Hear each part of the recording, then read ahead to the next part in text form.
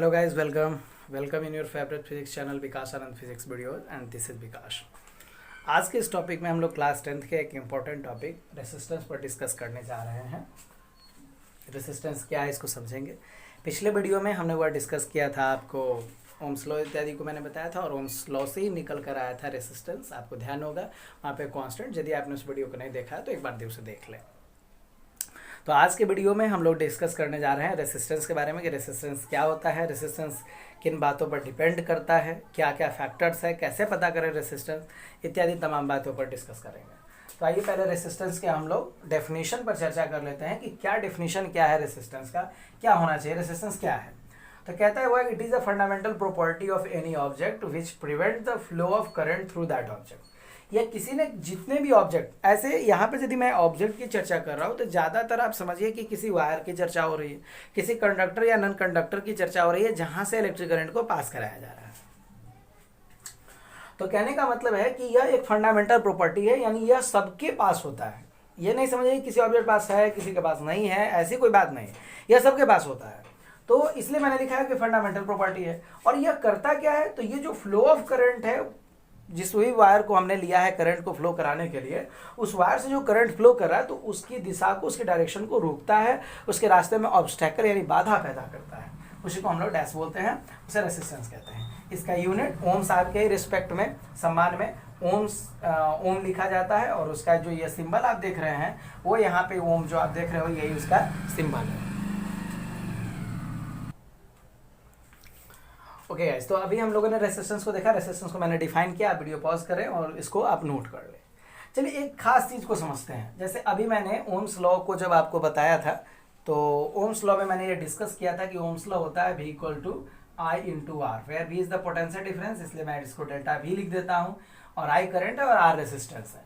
यदि इस तरीके से देखा जाए तो दैट इम्प्लाइज R बराबर हम क्या लिख सकते हैं, डेल्टा V अपॉन I। मतलब ये तो स्पष्ट हो रहा है कि यदि V बदले तो R पर असर पड़ेगा, I बदले तो R पर असर पड़ेगा। ये देखने से लगता है इस फॉर्मूला से, लेकिन ऐसा नहीं है। यदि आपसे प्रश्न पूछा जाए या क्वेश्चन आए यदि कभी भी बुक में, किताब में या कंपटीशन के एग्जाम्स में कि क्या पोटेंशियल डिफरेंस और I के बदलने से R पर कोई फर्क पड़ता है, ऐसे यदि हम मैथमेटिकल कैलकुलेशन यदि करें तो यहाँ पे जो नंबर बदलेंगे तो उसका असर आर पे पड़ेगा। लेकिन लॉजिकली जो एक्सपेरिमेंट करता है वो ये कहता है कि आर बदलने वाला नहीं होता है। किसी भी सिस्टम के लिए जो आर है यानी रेसिस्टेंस है वो बिल्कुल ही फिक्स होता है, वो पोटेंशियल डिफरेंस और करंट पर डिपेंड नहीं करता है। तो हमेशा इस बात का स्मरण रहे कि आर जो है, रेसिस्टेंस जो है, वी और आई पर डिपेंड नहीं होता है। तो ये किन चीज़ों पर डिपेंड होता है ये हम अभी डिस्कस करने जा रहे हैं। तो आप थोड़ा सा वीडियो पॉज करें और वेट करें एक सेकेंड। हाँ, तो बच्चों आपने देखा कि अभी हम लोग देख रहे थे, डिस्कस कर रहे थे रेसिस्टेंस पे कि रेसिस्टेंस क्या है। फिर मैंने रेसिस्टेंस किस फैक्टर पे डिपेंड नहीं करता है मैंने बताया कि डेल्टा वी और आई यानी पोटेंशियल डिफरेंस और करंट पे डिपेंड नहीं करता है। तो किन बातों पे डिपेंड करता है इसको आइए समझते हैं। The resistance depends upon some factors, जैसे टेम्परेचर ऑफ द सिस्टम या टेम्परेचर ऑफ द वायर। जिस वायर से आप करंट ले जा रहे हो उसका टेम्परेचर क्या है, टेम्परेचर के बढ़ने से, टेम्परेचर के घटने से उसमें फ़र्क पड़ता है। टेम्परेचर यदि बढ़ता है तो जो कंडक्टर्स होते हैं, कंडक्टर्स की जो रेसिस्टेंस होती है वो घटने लगती है, और यदि आप टेम्परेचर कम करते हैं तो फिर उसकी रेसिस्टेंस बढ़ती है। नेचर ऑफ सब्सटेंस पे, नेचर ऑफ सब्सटेंस का मतलब कि वो किस टाइप का कंडक्टर है, जैसे कॉपर है, जिंक है, आयरन है, तो इत्यादि जितने भी अलग अलग टाइप के मैटर होंगे, अलग अलग टाइप के कंडक्टर होंगे, तो उतने टाइप के उसके रेसिस्टेंस होंगे, उनकी रेसिस्टेंस घटेगी बढ़ेगी। दूसरा नंबर है कि लेंथ पे डिपेंड करता है कि आखिर जो आप वायर यूज करने जा रहे हो वो कितना लंबा है। यदि उसकी लंबाई बढ़ती है, लेंथ बढ़ता है, तो फिर आपका रेसिस्टेंस भी बढ़ेगा, लेंथ के साथ रेसिस्टेंस बढ़ता है ना, डायरेक्टली प्रोपोर्शनल का रिलेशनशिप होता है। क्रॉस सेक्शन एरिया पर डिपेंड करता है। क्रॉस सेक्शन एरिया का मतलब होता है कि मान लीजिए वायर है, वायर को मैंने ऐसे काटा तो ये जो एरिया आप देख रहे हो, इस एरिया को हम लोग क्रॉस सेक्शन एरिया बोलते हैं। यानी पर यूनिट टाइम में इससे कितना चार्ज फ्लो होगा या कितना करंट फ्लो होगा, इसके लिए क्रॉस सेक्शन का यूज किया जाता है। तो तार जितना मोटा होगा यानी क्रॉस सेक्शन जितना ज़्यादा होगा उतना ज़्यादा करंट फ्लो करेगा, वो भी इजी वे में, तो रेसिस्टेंस कम होगा। और यदि आप तार को पतला बनाएंगे, एकदम पतला कर देंगे, तो फिर उसकी रेसिस्टेंस बढ़ जाएगी। इसलिए आप देखते होंगे कि जो ये बल्ब के जो फिलामेंट्स होते हैं उनमें जो फिलामेंट बनाया जाता है वो बेहद पतला होता है, इसलिए भी उसे पतला बनाया जाता है क्योंकि उसका रेसिस्टेंस बढ़ेगा। तो आइए डिस्कस करते हैं कि कैसे कैसे डिपेंड करता है। तो टेम्परेचर के भी डायरेक्टली प्रोपोर्शनल मैंने डिस्कस किया है, लेकिन इसका फॉर्मूला मैं अगले वीडियो में डिस्कस करने वाला हूं, या फिर मैं यहाँ पे छोटा सा इसका फॉर्मूला लिख दे रहा हूँ। क्लास 10th में ऐसे इसका जिक्र नहीं किया गया, इसका जिक्र 12th में किया गया है, या फिर यदि आप कंपटीशन पॉइंट ऑफ व्यू से आप वीडियो देख रहे हैं या पढ़ रहे हैं, एनटीएससी ओलंपियाड की तैयारी कर रहे हैं, तो वहाँ एक छोटा सा क्वेश्चन बनता है। तो उसके लिए मैं यहाँ देखिए फॉर्मूला लिख रहा हूँ, R2 equals R1 into 1 plus alpha into delta T.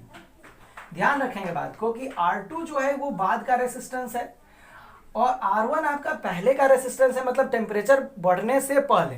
Suppose करते हैं कि T1 टेम्परेचर पे R1 रेसिस्टेंस है, तो T2 टेम्परेचर पे R2 रेसिस्टेंस आप मान लेते हैं। तो कह रहा है कि पहले जो रेसिस्टेंस था वो R1 था T1 टेम्परेचर पे, और आप टेम्परेचर यदि बढ़ा देते हैं तो उसका जो रेसिस्टेंस होगा उसको मैंने R2 माना। तो R2 हो गया 1 ही है, 1 plus alpha into delta T. Delta T आपका हो गया वो टेम्परेचर डिफरेंस, पहले कितना था अब कितना है, मतलब डेल्टा टी जो आपका हो गया वो टेम्परेचर डिफरेंस हो गया, यानी T2 माइनस T1। बाद वाले टेम्परेचर में से पहले वाले टेम्परेचर को घटा दीजिए।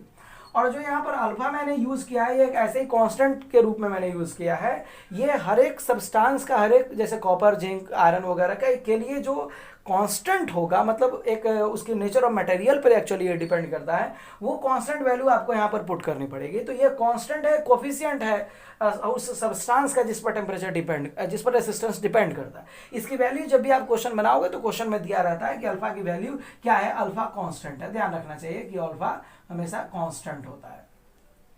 तो ये वैल्यू यदि आप रख देते हैं तो आपको ये भी पता चल जाएगा कि किस हिसाब से रेसिस्टेंस में परिवर्तन हो रहा है ना। तो ध्यान देने वाली बात है, आप वीडियो पॉज करके इस फार्मूला को नोट करें, क्योंकि मैं इसे मिटाऊंगा और फिर आगे बढ़ूंगा।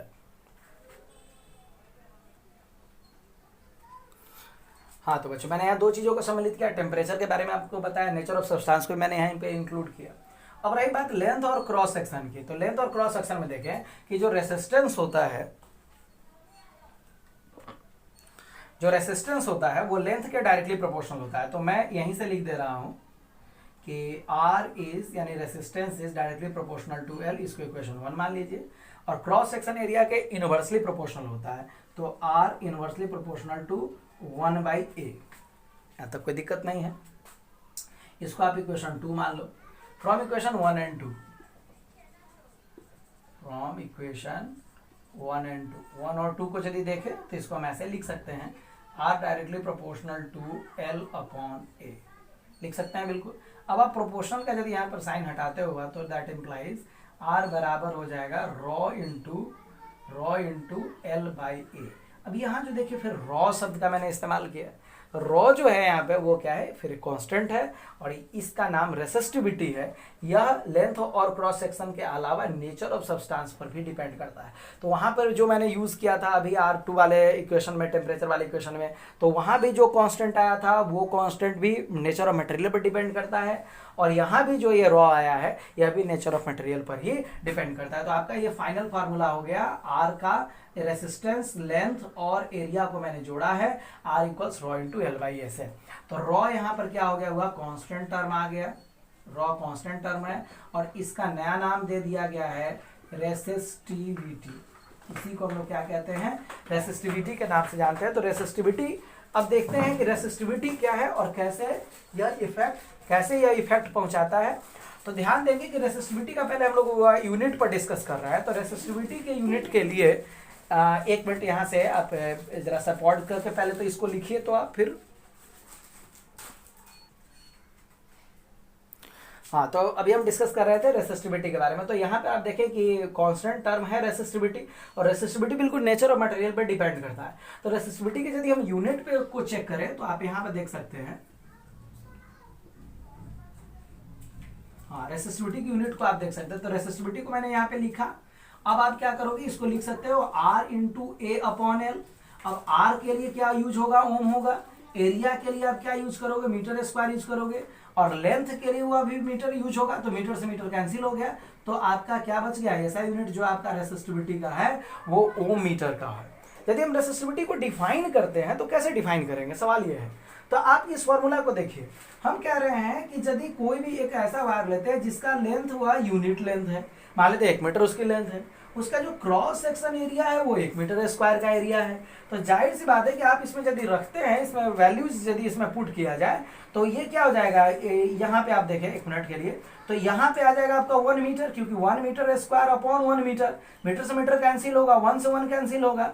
तो ये कहने का मतलब है कि जो 1 मीटर लंबा वायर जो होगा, जिसका क्रॉस सेक्शन एरिया भी यूनिट हो यानी 1 मीटर का हो, 1 मीटर स्क्वायर का ये क्या बोलते हैं क्रॉस सेक्शन एरिया हो, तब उसकी जो रेसिस्टेंस होगी, सपोज करते हैं कि जो वायर आप देख रहे हो ये वायर की लंबाई 1 मीटर है, क्रॉस सेक्शन इसका एरिया है 1 मीटर स्क्वायर का है, तो कुछ ना कुछ इसकी रेसिस्टेंस होगी, जो इसकी रेसिस्टेंस होगी दैट इज कॉल्ड रेसिस्टिविटी, इसी को रेसिस्टिविटी कहा गया है। ऐसे आप रेसिस्टिविटी के बारे में डिटेल्स जो है क्लास 12th में पढ़ेंगे, वहाँ पे ड्रिफ्ट वेलोसिटी नाम की एक छोटी सी टॉपिक डिस्कस की गई। फिर ड्रिफ्ट वेलोसिटी के साथ जब हम और भी आगे पढ़ते हैं तो वहाँ भी रेसिस्टेंस और रेसिस्टिविटी को डिफाइन किया गया है, वहाँ आपको डिटेल पता चलेगा कि रेसिस्टिविटी क्या है और रेसिस्टिविटी किन किन चीज़ों पर डिपेंड करती है, रेसिस्टिविटी को कैसे निकालें वगैरह वगैरह। तब तक के लिए वीडियो आप पॉज करें और इसे नोट कर लें। रेसिस्टेंस और रेसिस्टिविटी बहुत इंपॉर्टेंट है, क्वेश्चंस कभी कभी आते हैं, हमेशा बोर्ड के एग्जाम में भी या छोटे छोटे कॉम्पिटिशन्स में भी इस टाइप के क्वेश्चंस आते हैं। उसमें आपको आएगा कि यदि कोई सब्सटेंस है, उसका लेंथ इतना है, एरिया इतना है, उसका जो रेसिस्टिविटी पॉइंट है वो दिया हुआ रहेगा,